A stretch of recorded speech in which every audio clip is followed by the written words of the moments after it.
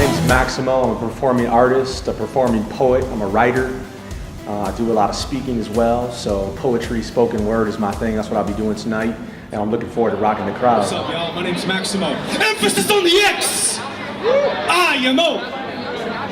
Crossover from other dark notes and love notes. Malcolm, Chicano, crossover. Gotta stay fly like 3-6 mafiosos. I'm gonna put y'all in a stronghold with some strong notes I wrote while in the zone. Came out from San Antonio to light up this dope show. See, I'm from the murder mitten, where baby kittens are smitten with fried chickens and light-skinned pigeons. The home of stolen briefcases. Yeah, you know, I got started actually writing poetry. I've always liked writing. I've always liked doodling. I've always liked hip-hop music, and rap music was big when I was coming up. You know, some of my influences were guys like Tupac, Big Punisher, Eminem, Nas, those guys. You know, and I heard how savvy they were with their lyrical skills, right? And a lot of folks that I grew up with in Lansing, Michigan, they came up doing hip hop and doing rapping and all that sort of stuff. So kind of rubbed off on me, and I took my own twist with it, with spoken word and poetry. And it was something an outlet I was able to use to express myself creatively. And lo and behold, I'm still doing it and I'm here. So it's working for me, so to speak. Spoken word and hip hop. The only thing about it that I would say is different is that if you use the words rap or hip hop, you're already gonna tune some folks out. I think there's enough folks who have done rap and hip hop an injustice with some of the stuff that's getting played on the radio, some of the messages that are being, I guess, communicated and expressed to some of the younger crowds, some of the older folks. You know, most intellectuals will only half listen to this music. You know, they'll hear it, but they don't want to really listen to it. They don't want to, you know, kind of, you know, take in and embrace the true message and the true meaning. And I'm all for like expression in all of its forms. You know, if we're a country that we can express ourselves the way we say we are, then, you know, we can do that through spoken word and even hip hop music. But for me, spoken word it gives you the opportunity to talk about anything. And again, and I don't know this to be true, but I think in some hip hop circles, you can't talk about certain subjects, because you're gonna lose some folks. They're gonna say, oh no, he's weak. You know, he talks about love, or he talks about his feelings. You don't hear too many hip hop guys, true hardcore hip hop. And I'm all for it. You know, I'm all for all sorts of hip hop. I like a lot of the guys that are out right now. You know, Drake's really good right now. Nas is still getting it done. Eminem, of course. Those are some of the bigger giants. And those guys can pretty much do what they want. They're at a stage in their career they can do what they want. So I talk a lot about liberation. I talk a lot about revolution. I talk a lot about love and intimacy. Part of my set tonight, I asked the question, well, what's realer than love? You know, tell me somebody who hasn't been affected by love, who hasn't been neglected by it, who hasn't been forced to act from it and been burned by it. And I think those are the characteristics of a true revolutionary.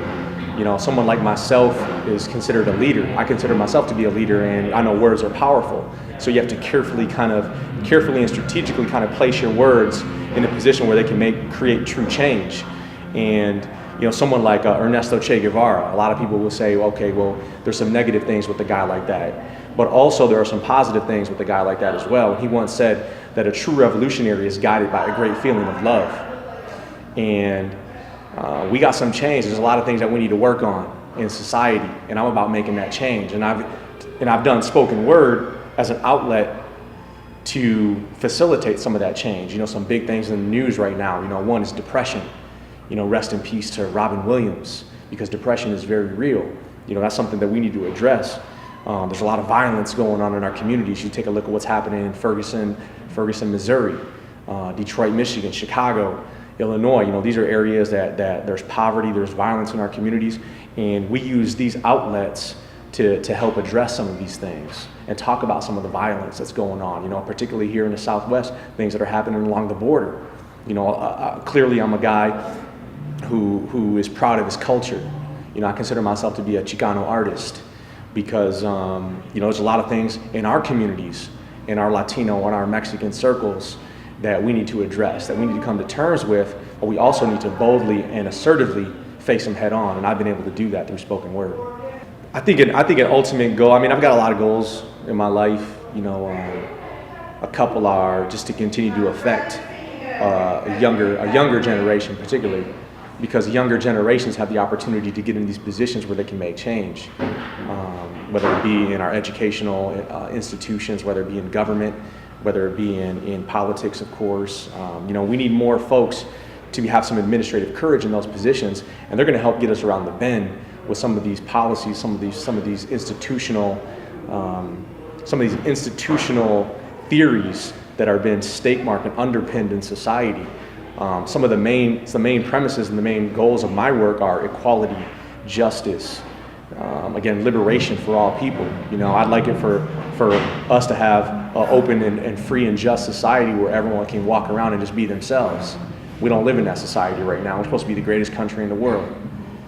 So if we say we're that great, we got to continue to push those boundaries and be the example. Who knows? One day I may be in politics. Another day I may be a hip hop artist. Another day I'll be writing books.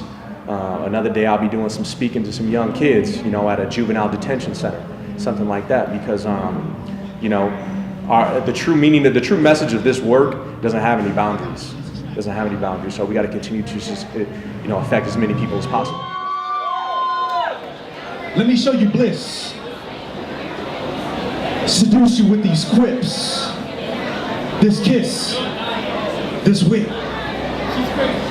See, I just wrote a symphony about an epiphany I had while visiting Little Italy. As it hit me, I realized it was something you literally couldn't see. Something you could consider obscene, but couldn't quite explain on an average day. I'm your executioner, ecstasy dealer, frontline, battle line, fighting freedom thinker, your crooked eye revealer, Virginia Slim 120s, sitting on some 20s.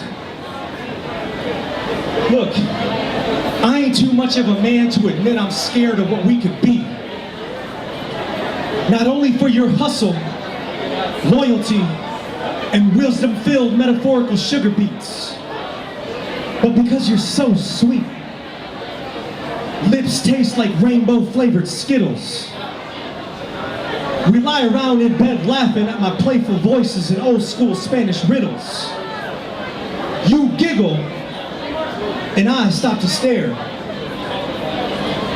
Frozen. In that one moment, I see my future, my freedom, my protection. My name is Maximo, and I'm a raw artist.